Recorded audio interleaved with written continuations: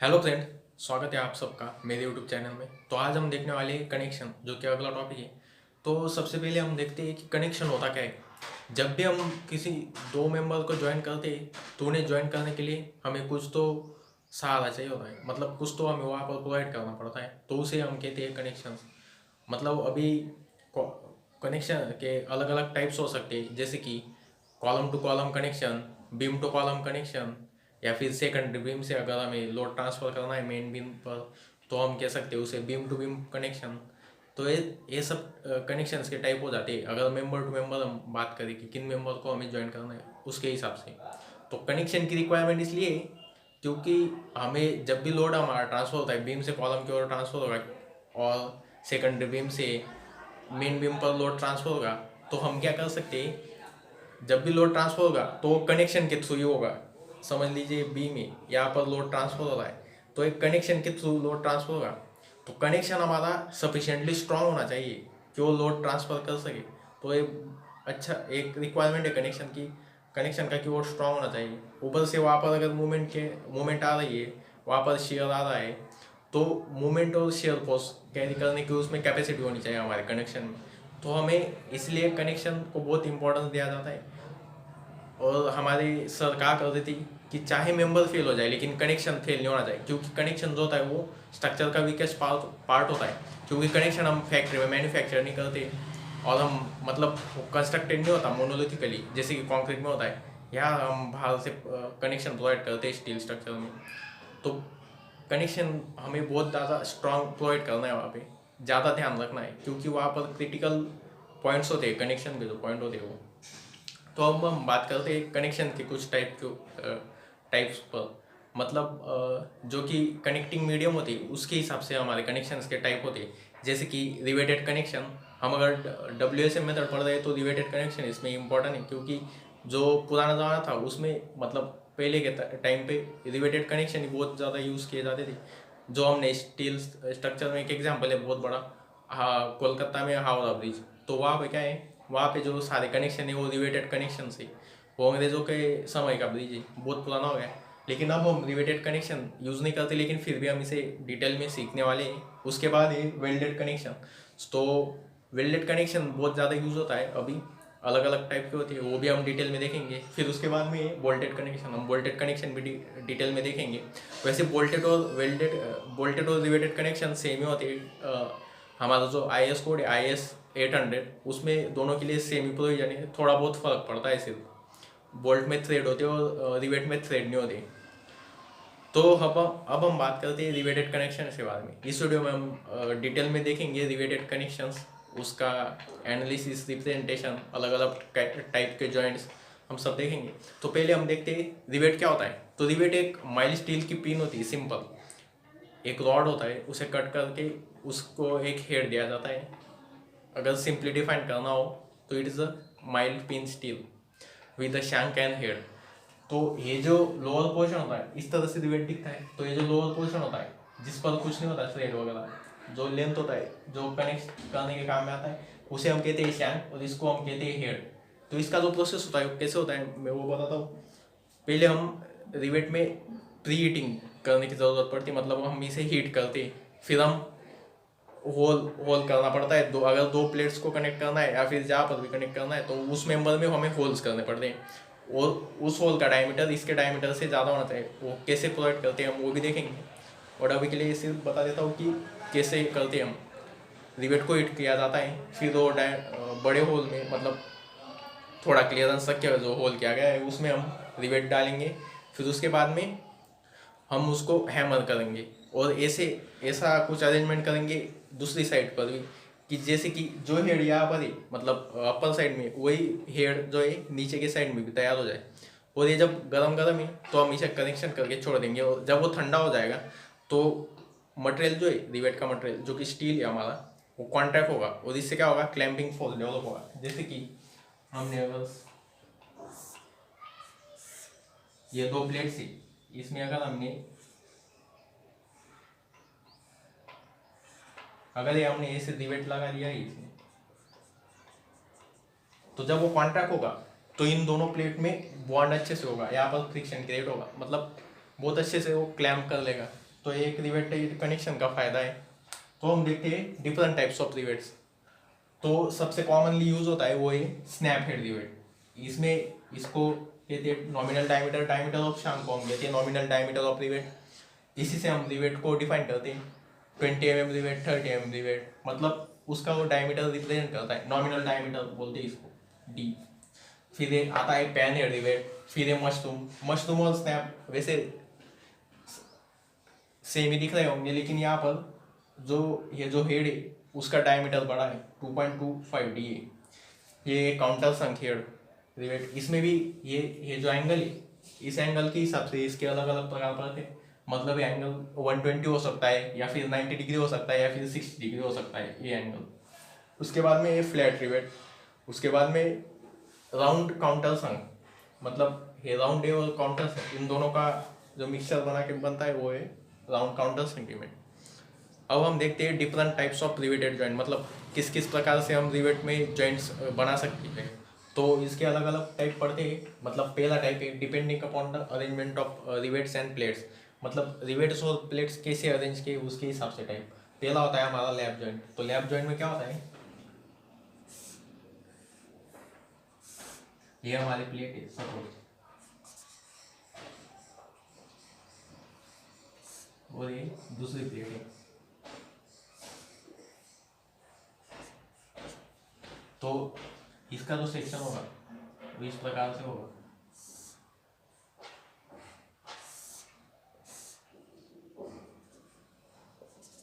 तो इस जॉइंट को बोलते हैं लैप जॉइंट, इस डिस्टेंस को बोलते हैं लैप। अब इसमें भी टाइप है single riveting, chain riveting, staggered riveting. तो अब हम वो देखते हैं। सिंगल रिवेटिंग का मतलब है यहाँ पर सिर्फ एक ही रिवेट होगा, मतलब ऐसे।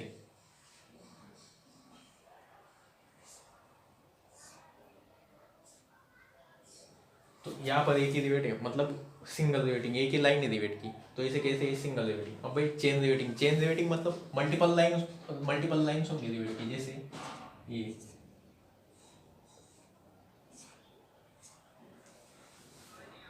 इस टाइप के जॉइंट को बोलते हैं चेन रिवेटिंग। और ये स्टैगर्ड रिवेटिंग, स्टैगर्ड रिवेटिंग मतलब ये जो रिवेट है ये जिगजैग पैटर्न में होंगे ऐसे। इस टाइप के जॉइंट को बोलते हैं स्टैगर्ड रिवेटिंग। और ये लैप जॉइंट। अब अगला जो टाइप है वो है बट जॉइंट। बट जॉइंट में क्या होता है, कवर प्लेट्स होती है, मतलब जो मेन प्लेट्स होती है वो फेस टू फेस होती है।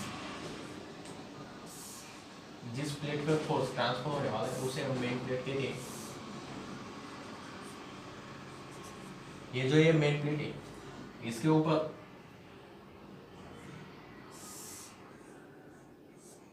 ऐसी प्लेट है, मतलब ये बट जॉइंट है।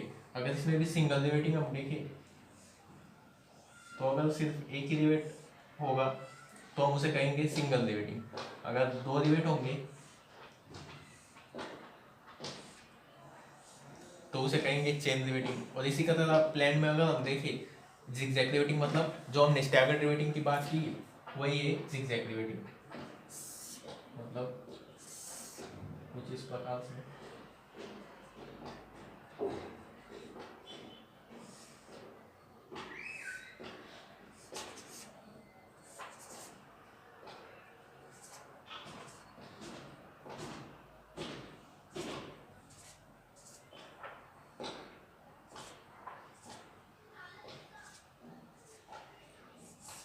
तो इस प्रकार से अगर हम रिवेट प्रोवाइड कर रहे तो ये हो जाएगा जिगजैग रिवेटिंग। अब बट जॉइंट में भी दो टाइप होती है, जैसे कि ये सिंगल कवर बट जॉइंट, मतलब यहाँ पर कवर प्लेट जो है वो सिंगल है। कवर प्लेट जो है सिंगल है, इसलिए हम कहते हैं इसे सिंगल कवर बट जॉइंट। अगर हम दोनों साइड में कवर प्लेट लगा दें तो ये हो जाएगा डबल कवर बट जॉइंट। तो ये हो गए इसके टाइप रिवेटेड जॉइंट के types according to the arrangement. कई बार क्या होता है कि हमें क्वेश्चन में इसे डिजिग्नेट किया जाता है single riveted lap joint, single riveted double cover butt joint, double cover double riveted butt joint. तो ये क्या होता है हम समझ लेते हैं, फिर क्वेश्चन समझने में आसानी होगी। तो लैप जॉइंट सिंगल रिवेटेड मतलब simple lap joint, single riveted मतलब सिर्फ एक ही चेन है रिवेट की, ऐसी हॉरिजॉन्टली अगर हम प्लेन में देखें तो हमें सिर्फ एक चेन दिखेगी रिवेट की, एक ही लाइन दिखेगी, तो इसको हम कहते हैं सिंगल रिवेटेड। अगर हम डबल रिवेटेड की बात करें तो दो लाइन्स होगी ऐसी, ऐसी दो लाइन्स होगी रिवेट की। उसके बाद single curve single riveted, single curve single riveted मतलब अगर हम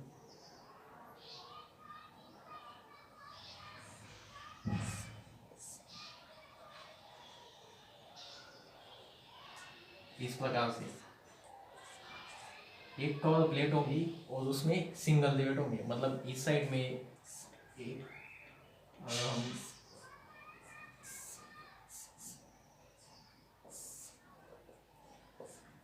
ऐसे, तो इसे कहेंगे हम single riveted single cover body jet, एक ही कवर प्लेट है। अगर इसमें डबल कवर प्लेट होगी तो हम इसे कहेंगे double double cover body jet single riveted double cover body jet, इसे हम ऐसे डिजिग्नेट करेंगे। अगर हम यहाँ पे दो लाइन्स रिवेट की लगा देंगे तो double cover double riveted body jet, इस प्रकार से हम इसे डेजिग्नेट कर सकते हैं। अगला जो हमारा टाइप है वो है depending upon the mode of load transmission, मतलब जॉइंट से लोड कैसे ट्रांसमिट हो रहा है तो उसके हिसाब से हम डिफरेंशिएट करते हैं। उसमें single share double share multiple share और बेयरिंग, तो समझते हैं इन सबको थ्रू द डायग्राम। तो सिंगल शेयर में क्या होता है,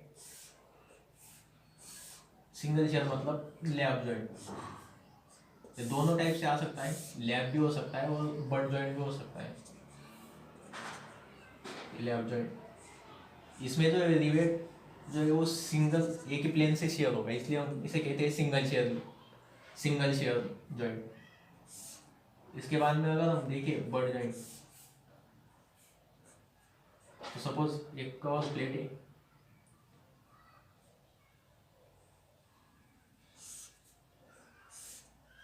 वो है मेन प्लेट से दोनों, तो इसमें भी रिवेट जो है सिंगल प्लेन से ही शेयर होगा, तो इसलिए हम इसे कहते हैं सिंगल शेयर। बट अगर हम डबल कवर बट जॉइंट की बात करें, जैसे कि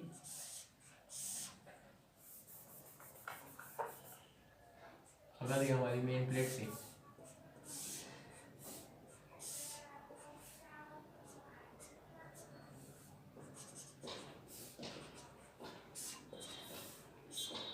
यहाँ पे लोड लग रहा है, तो इसमें अगर हम रिवेट देखेंगे तो यहाँ पे शेयरिंग जो प्लेन से वो दो है, इसलिए हम इसे कहते हैं डबल शेयर। इसी प्रकार से मल्टीपल शेयर मतलब और एक सेट आ जाएगा क्या पर प्लेट्स का, तो मतलब मल्टीपल शेयर प्लेन जब होंगे रिवेट में तो उसे हम कहेंगे मल्टीपल शेयर जॉइंट। उसके बाद हम देखते हैं बेयरिंग क्या होता है, तो बेयरिंग का मतलब है प्रेशर होता है, बेयरिंग का मतलब बेसिकली। तो अगर हम बात करें रिवेट की, तो ये सपोज ये रिवेट की शैंक और हेड हमने ड्रॉ नहीं किया है, तो यहाँ पे क्या होगा, ये जो सरफेस है मतलब अगर हम इसे कट कर दें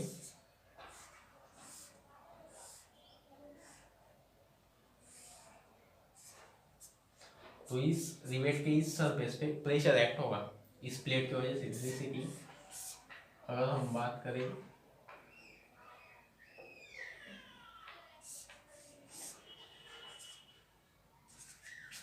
तो इस प्लेट के कारण रिवेट पे कुछ प्रेशर एक्ट होगा, तो अगर लोड ट्रांसमिशन प्रेशर की वजह से होता है तो हम उस कंडीशन में उस जॉइंट को बोलेंगे बेयरिंग टाइप ऑफ जॉइंट। इसके बाद हम देखते हैं अगला टाइप। अगला जो हमारे पास टाइप है वो है depending upon the nature and location of load. इसमें पहला टाइप है इसेंट्रिक कनेक्शन, मतलब लोड एक्चुअली ना होकर अराउंड मतलब एक्सिस के बाहर है। अगर मेंबर के मतलब ये जो रिवेटेड जॉइंट इसका अगर हम सेंट्रोइड निकालेंगे तो उसके एक्सिस के बाहर अगर लोड एक्ट कर रहा है तो हम उसे कहेंगे इसेंट्रिक कनेक्शन। उसमें आता है बाद में एक्सियली लोडेड। एक्सियल मतलब अगर लोड एक्सिस से जा रहा है, अगर हम इस रिवेट के ग्रुप का सेंट्रोइड निकालेंगे और यहाँ पर आएगा और लोड भी अगर उसी लाइन से पास हो रहा है तो हम उसे कहेंगे एक्सियली लोडेड कनेक्शन। उसके बाद में आता है प्योर मूवमेंट कनेक्शन, मतलब सिर्फ मूवमेंट को सब्जेक्टेड है कनेक्शन। अब यहाँ पर देखिए जैसे कपल फॉर्म हो रहा है इस अरेंजमेंट से, तो ये कनेक्शन जो है यहाँ पर मूवमेंट प्रोड्यूस कर रहा है, मतलब अगर हम इसे पी माने और इसे ई माने इस डिस्टेंस को, तो यहाँ पर जो मोमेंट होगी वो होगी पी इंटू ई। उसके बाद में आता है मोमेंट शेयर कनेक्शन, मोमेंट और शेयर दोनों साथ में आएंगे, मतलब यहाँ पे पी इंटू ई इतना मोमेंट लगेगा और ये जो पी है यहाँ पर इन रिवेट्स पर शेयर प्रोड्यूस करेगा, इसलिए हम इसे कहते हैं मोमेंट एंड शेयर कनेक्शन। अब हम देखते हैं ये जो हमने कनेक्शन देखे इसके लिए अलग अलग टाइप के ड्राइंग कैसे बनाते हैं हम, मतलब हम अगर फील्ड पर अगर हमें किसी शीट पर रिप्रेजेंट करना है अलग अलग टाइप के रिलेटेड कनेक्शंस को, तो हम कैसे करेंगे। अब तो ये जो है वो बहुत कॉमन मेथड है ड्राइंग पर रिप्रेजेंट करने की, ये स्टैंडर्ड मेथड है, इस प्रकार से हम ड्राइंग रिप्रेजेंट करते हैं बोर्ड रिवेट के लिए। तो जनरली रिवेट जो है वो प्लस के साइन में निकाला जाता है, मतलब जनरल रिवेट, मतलब हम नंबर ऑफ रिवेट दिखाने होंगे पेज कम होंगी तो हम सिर्फ प्लस प्लस करके छोड़ देंगे, ये जो है ये सेंटर पॉइंट होगा। और अगर हम इसे सेक्शन में देखें सेक्शन व्यू में, तो हम सिर्फ इसे लाइन की तरह ड्रॉ करेंगे, सिर्फ एक सिंगल लाइन। उसके बाद में countersunk on back side, countersunk मतलब हमने जो देखा था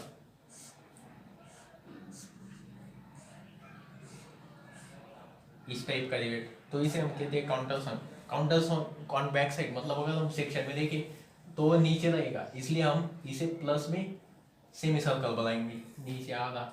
उसी प्रकार से counter sunk on front side मतलब ऊपर की तरफ काउंटर संक, तो इसलिए यहाँ पर हमने काउंटर संक दिखाया ऊपर की तरफ, और यहाँ पे सेमी सर्कल ऊपर की तरफ। Counter sunk on both side मतलब दोनों तरफ अगर होगा तो हम इस प्रकार से इसे डिनोट कर सकते हैं पूरा सर्कल मार के। और बोल्ट जो होता है वो बोल्ट की ड्राइंग जो होती है वो ऐसे निकालते हैं हम एज अ स्टार, इसमें और इसमें ज़्यादा फर्क नहीं, बस यहाँ पर दो इंक्लाइन लाइन है। और जो सेक्शन में बोल्ट के साथ हमें नट लगता है तो नट को डेजिग्नेट करने का एक तरीका है कि डबल एरो, इस प्रकार से हम नट को डेजिग्नेट करते हैं यहाँ पर। ये भी सिंपल वही स्ट्रेट लाइन निकालेंगे और इस तरह से हम डेजिग्नेट करेंगे। अब हम शुरू करेंगे रिवेटेड जॉइंट का एनालिसिस। तो इससे पहले कि हम एनालिसिस शुरू करें हम देख लेते हैं कुछ बेसिक टर्मिनोलॉजीज जो कि यूज़ होती है। तो सबसे पहले नॉमिनल डायमीटर, मतलब जो हमारा रिवेट होता है उसकी जो शैंक का डायमीटर होता है, अगर सपोज ये हमारा रिवेट है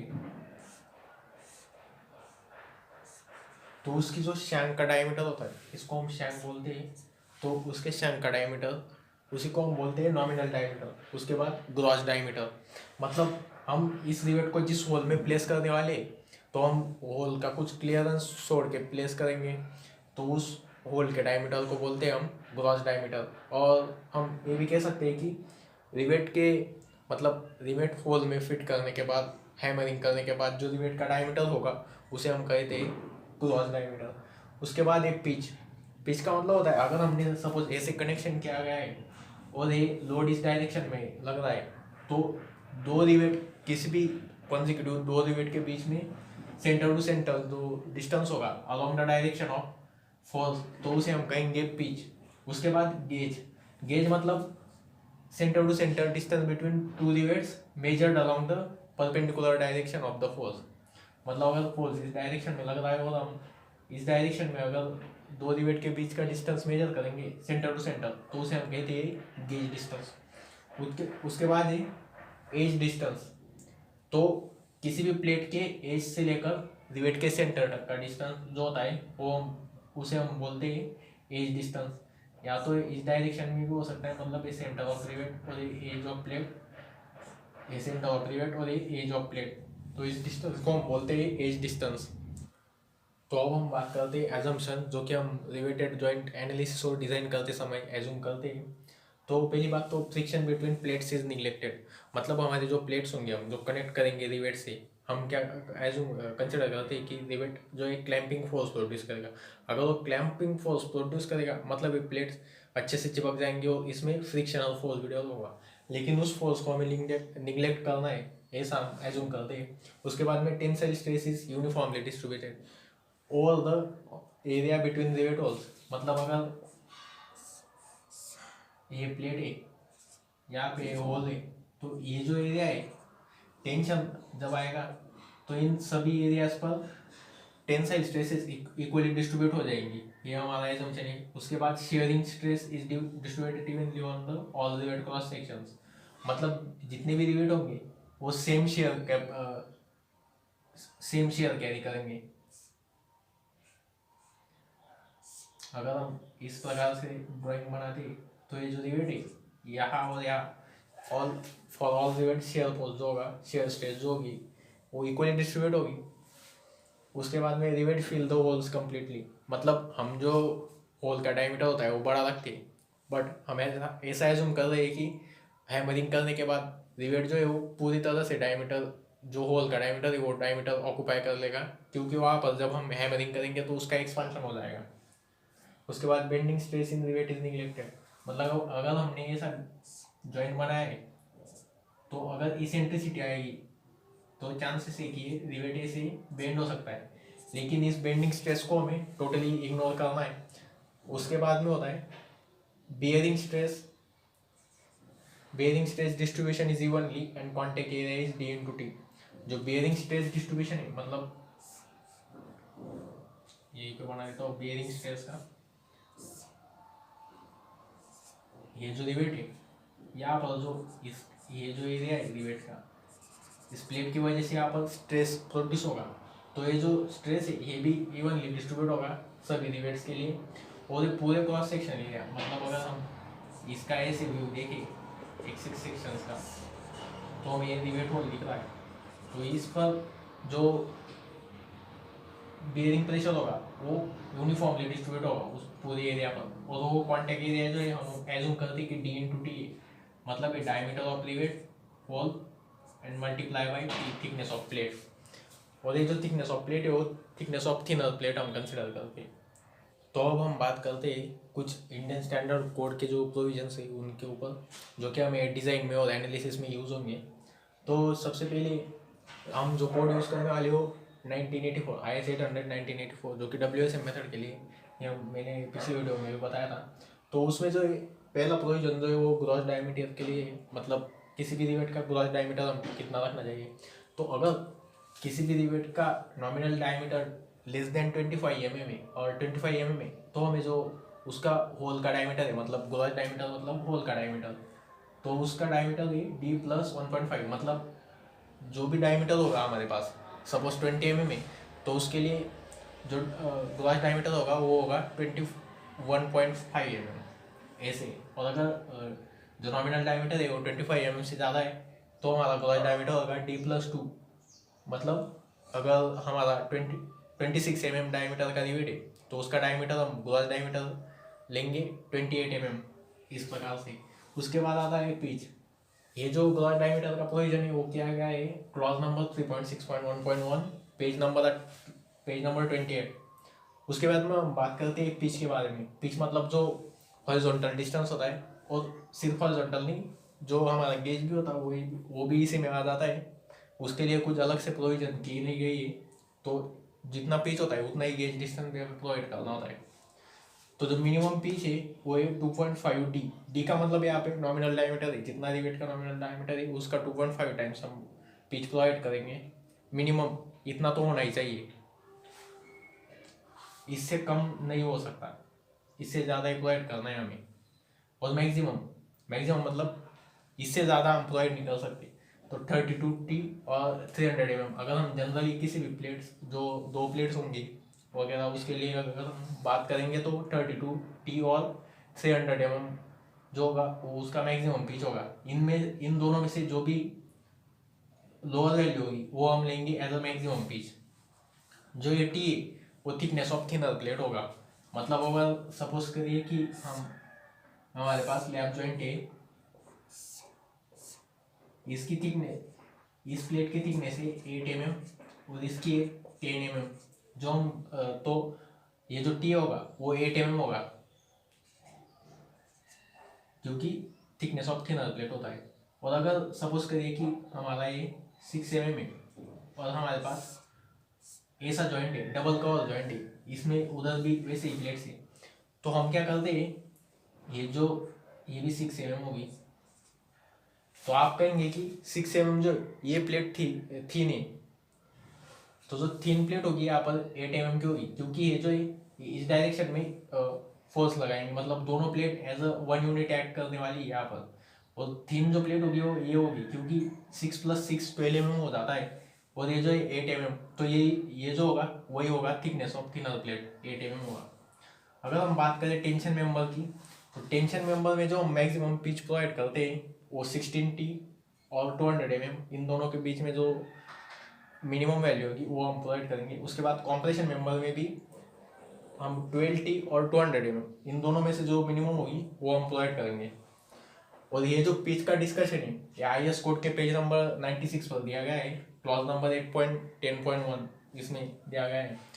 अब हम बात करते हैं एज डिस्टेंस, जो कि हमने देखा था। अगर ये एज है तो रिवेट के सेंटर से ये जो डिस्टेंस होगा वो एज डिस्टेंस होगा। तो ये जो डिस्टेंस है वो डिपेंड करता है कि एज मशीन कट है या हैंड कट है। इसके लिए हमें एक टेबल दिया गया है IS कोड में, जिसमें हमें दिया गया है एक तरफ ग्रॉस डायमीटर, उसके बाद में hand cut for hand cut edge and for machine cut edge. तो ये टेबल मैं आपको स्क्रीन पर दिखा देता हूँ। इस टेबल में हमें दिया गया है एक तरफ मशीन कट एज, एक तरफ हैंड कट एज। तो अगला जो पॉइंट हमारे पास है वो है स्ट्रेसेस इन रिवेट। मतलब हम जब भी एनालिसिस वगैरह करेंगे तो हमें इन वैल्यूज़ को लेना है, स्ट्रेसेस की वैल्यूज़ को। तो ये जो वैल्यूज़ है परमिसिबल स्ट्रेसेस के लिए दी गई है, और ये दिया गया है हमें टेबल नंबर 8.1 और IS कोड में, और पेज नंबर है 95 इसके लिए। तो रिवेट पहले तो हम स्ट्रेसेस देखने से पहले ये समझ लेते कि रिवेटेड कनेक्शन दो हमने देखा था, अलग अलग टाइप होते हैं, लेकिन और एक टाइप होता है जो होता है पावर ड्रिवन और हैंड ड्रिवन। अगर हम रिवेटिंग मशीन से कर रहे हैं तो उसे हम कहेंगे पावर ड्रिवन रिवेट, और अगर हैंड से मतलब हैमरिंग कर करके रिवेटिंग हो रही है तो उसे हम कहेंगे हैंड ड्रिवन रिवेट। और ये दोनों अलग अलग कंडीशन में हो सकता है, मतलब अगर वर्कशॉप होगी वर्कशॉप में भी रिवेटिंग हो सकता है तो हम उसे कहेंगे वर्कशॉप शॉप रिवेटिंग। और अगर फील्ड में हो रहा है मतलब ऑन साइड हम कंस्ट्रक्शन कर रहे हैं वहाँ पर अगर हम रिवेटिंग कर रहे हैं तो हम उसे कहेंगे फील्ड रिवेटिंग। तो इसका शॉर्ट फॉर्म होता है जैसे कि PDS, मतलब पावर ड्रिवन शॉप रिवेट, फिर PDF power driven field rivet, उसके बाद आता है HDS hand driven shop rivet और हैंड ड्रिवन फील्ड रिवेट। इस प्रकार से होता है। अब हम देखते हैं IS कोड ने हमें क्या वैल्यू स्पेसिफाई की है। टाउ VF मतलब permissible sharing stress, tau TF मतलब परमिसिबल एक्सियल टेंसाइल स्ट्रेस। मतलब अगर हम एक्सियल टेंसाइल की अगर बात करें तो इस कंडीशन में जो स्ट्रेस होगी परमिसिबल उसकी वैल्यू। शेयरिंग स्ट्रेस मतलब अगर हम रिवेट की बात करें तो इस प्लेन पे रिवेट के जो प्लेन होता है शेयरिंग प्लेन उस पर जो स्ट्रेस लगेगी उसकी बात कर रहे हैं। और टाउ PF मतलब बेयरिंग स्ट्रेस, मतलब हमारा जो रिवेट का एरिया होगा तो उस एरिया पर हमारा फोर्स कितना लग रहा है उसके ऊपर हमारी जो परमिसिबल स्ट्रेस है वो है टाउ PF मतलब बेयरिंग स्ट्रेस। तो पावर ड्रिवन के लिए 100 100 300 और हैंड ड्रिवन के लिए 80 80 250 इनकी वैल्यू हमें दी गई है। यूनिट जो इसका वो है न्यूटन पर mm², सबके लिए न्यूटन पर mm² यूनिट है। और ये जो बात हुई ये शॉप रिवेटिंग के लिए। लेकिन अगर हमें फील्ड रिवेटिंग की वैल्यूज कंसिडर करनी है तो फील्ड रिवेट के लिए ये जो वैल्यूज है इस टेबल में वो वैल्यू हमें 10% से रिड्यूस करनी है। ये भी हमें IS कोड के नोट में दिया गया है। फॉर सपोज अगर हम पावर ड्रिवन रिवेट कंसिडर करते हैं, power driven field rivet consider करते हैं तो हमें शॉप रिवेट की वैल्यू दी गई है 100। तो इसको अगर हम 10% कम करेंगे मतलब मल्टीप्लाई बाय 0.9 मतलब 90% हमें लेना है उस वैल्यू का, तो ये आ जाएगा 90 न्यूटन पर mm²। इस प्रकार से हम फील्ड रिवेट के लिए वैल्यू कैलकुलेट करेंगे। तो IS कोड ने हमें एक और चीज़ के लिए प्रोविजन की गई है, वो है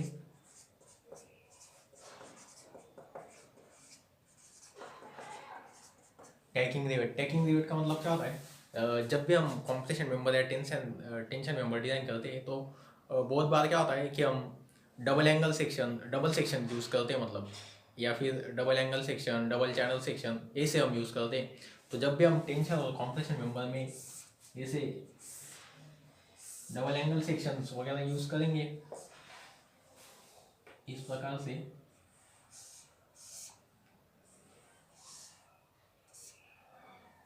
तो बहुत लंबा है, तो उन दोनों उस दोनों एंगल्स को पकड़ कर रखने के लिए हमें रिवेट लगाने पड़ते हैं एट सम डिस्टेंस। अगर टेंशन मेंबर है तो ये जो डिस्टेंस होगा मैक्सिमम 1000 mm होगा, मतलब इससे कम डिस्टेंस पर ही हमें टेंशन मेंबर में वो टैकिंग रिवेट लगाने हैं। और अगर एक कॉम्प्रेशन मेंबर होगा इस प्रकार से, तो उसके लिए मैक्सिमम जो डिस्टेंस है वो है 600 mm। तो ये भी पॉइंट हमें 8.10 में ही दिया गया है।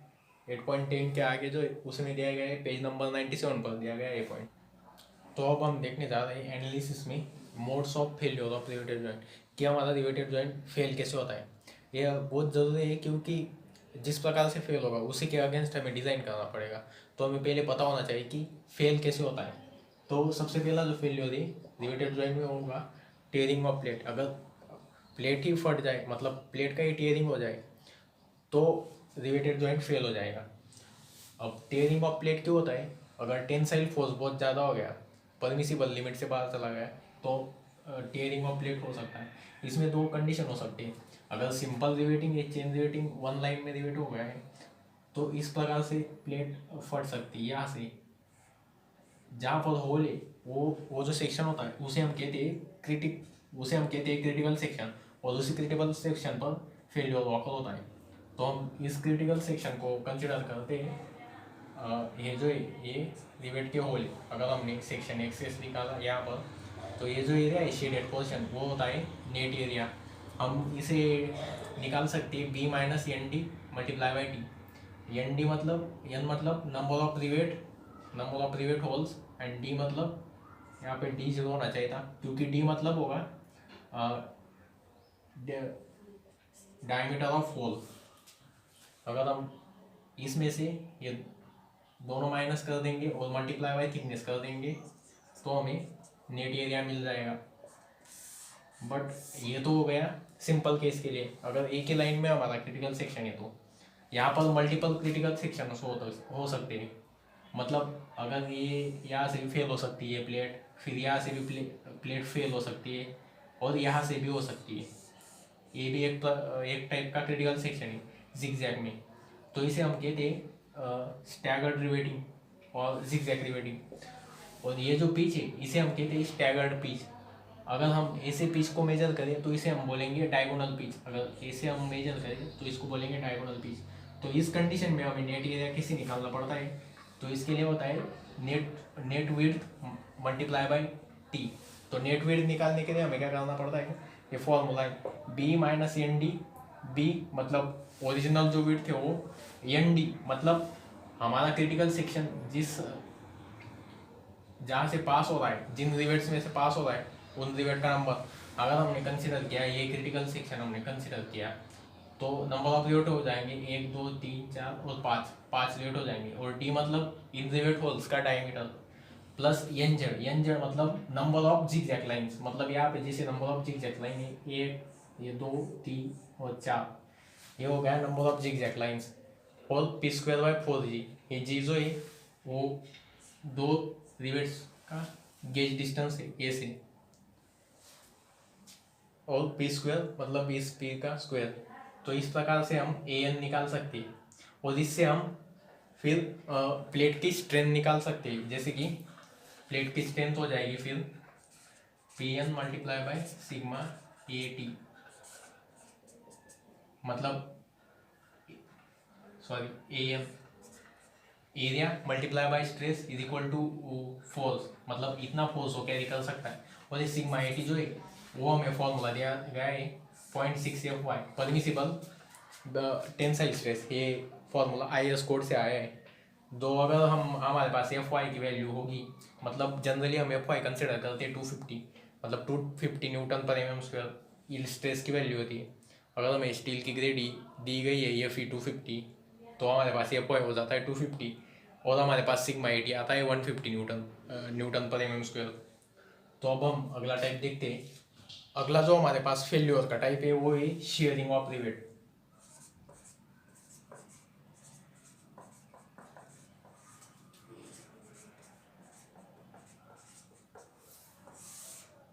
तो शेयरिंग ऑफ रिवेट मतलब अगर हमारे पास ऐसे फोर्स लग रहा है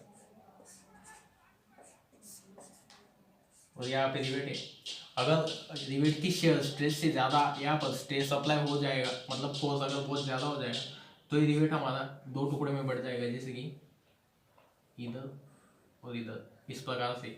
अब यहाँ पे जो है शेयरिंग प्लेन एक ही है, इसलिए हम कहेंगे यहाँ पे सिंगल शेयर। अगर हम रिवेट इन सिंगल शेयर ऐसा कहेंगे। लेकिन अगर हम बात करें डबल कवर बट जॉइंट की, तो यहाँ पे दो कवर प्लेट से, तो यहाँ पे जो रिवेट है वो टू शेयर प्लेन्स होंगे यहाँ पर, तो हमें number of shear planes to consider करने पड़ेंगे। अगर हम बात करें शेयर स्ट्रेंथ ऑफ रिवेट की, तो हम निकाल सकते हैं P S is equal to N, मतलब number of shear planes multiply by pi by 4 d0 square. अगर d0 इसलिए ले रहे हैं क्योंकि हमने एज्यूम किया था कि रिवेट जो है होल को पूरी तरह से फिल कर देगा, इसलिए d0 स्क्वायर और multiply by tau V F, मतलब परमिसिबल शेयरिंग स्ट्रेस। तो ये हो गया हमारा शेयरिंग के लिए, शेयरिंग ऑफ रिवेट। अगर फोर्स पी एस से ज़्यादा होगा मतलब रिवेट शेयर हो जाएगा। अब हम बात करते हैं अगले टाइप की फेल्यूर की, जो होता है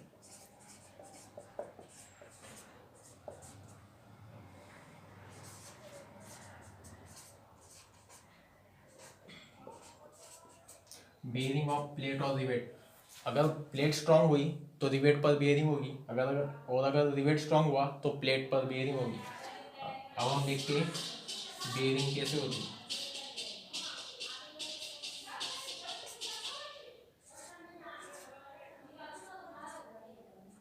तो इस तरह से प्लेट की बेयरिंग होगी, यहाँ पे भी ऐसे इंप्रेशन कर देगा, मतलब प्लेट क्रश हो जाएगी वहाँ पर।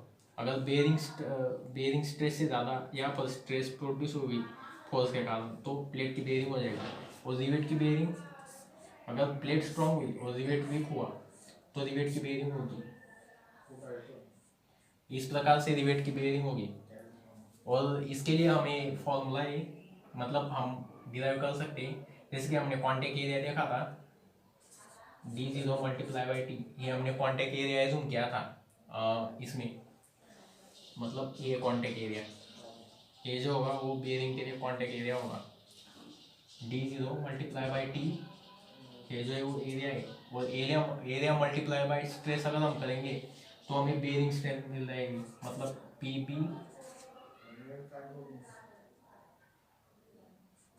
B is equal to d0 multiply by T multiply by sigma P F, मतलब सिग्मा पी एफ मतलब हमारे पास वैल्यू है परमिसिबल बेयरिंग स्ट्रेस, जो कि हमने IAS कोड में देखा था टेबल में, तो यही है। अब हम देखते हैं एफिशिएंसी क्या होती है।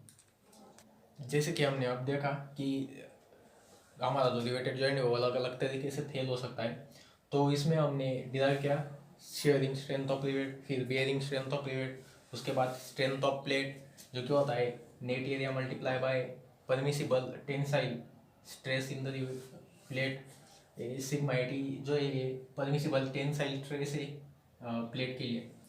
तो नेट एरिया जो होता है हम पर पिच लेंथ के लिए कैलकुलेट करते हैं। जब भी हम कोई भी जॉइंट एनालाइज करते हैं तो अगर हमें पिच लेंथ वगैरह कुछ ध्यान नहीं गया रहेगा तो हम पर पिच लेंथ के लिए हम एनालिसिस करते हैं।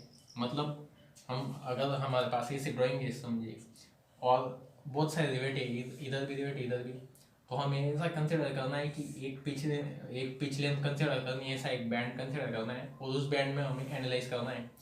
तो सपोज यहाँ पर ए एन है, तो मतलब नेट एरिया, मतलब ये पी, अगर ये पी है तो A N will be A N is equal to P minus A P minus d0 multiply by T, क्योंकि थिकनेस भी रहेगी प्लेट की, तो ये जो हो जाएगा ये हो जाएगा ए एन आपका।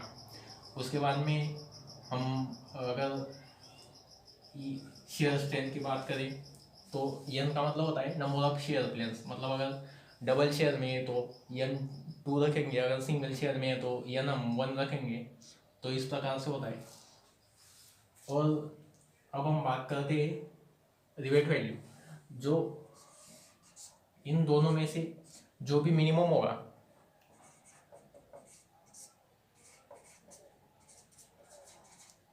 इसको हम, इन दोनों में से जो भी वैल्यू मिनिमम होगी उसको हम बोलेंगे रिवेट वैल्यू,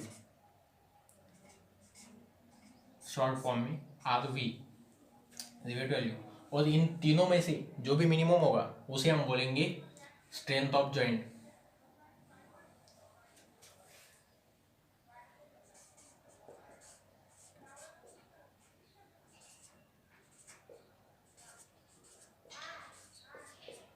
इसको हम बोलेंगे स्ट्रेंथ ऑफ जॉइंट।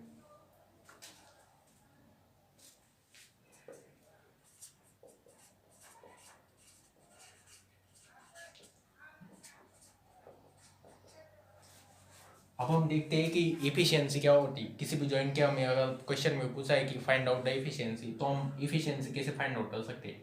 तो इफिशियंसी होती है, रेशो होता है strength of joint divided by strength of solid plate. Strength of solid plate मतलब ये जो हमने AN लिखा है यहाँ पर, जो कि प्लेट का नेट एरिया है, मतलब होल रिड्यूस करने के बाद में। तो स्ट्रेंथ ऑफ सॉलिड प्लेट मतलब उस प्लेट की बिना होल के साथ स्ट्रेंथ, मतलब अगर हम सपोज ये प्लेट है, अगर इसमें होल नहीं है तो ये जो डिस्टेंस हो जाएगा, अगर हम पर पिच लेंथ की बात करें तो P, इतना ही डिस्टेंस होगा ये P। तो अगर हम इसके एरिया की बात करें तो ये हो जाएगा P इंटू टी, इस प्रकार से। एंड इसकी अगर हम स्ट्रेंथ फाइंड आउट करें तो ये हो जाएगी A इंटू सिग्मा AT। तो अगर हम इफिशियंसी की बात करें तो इसको हम डिनोट करते हैं एज नीटा, और ये रेशो होता है strength of joint to the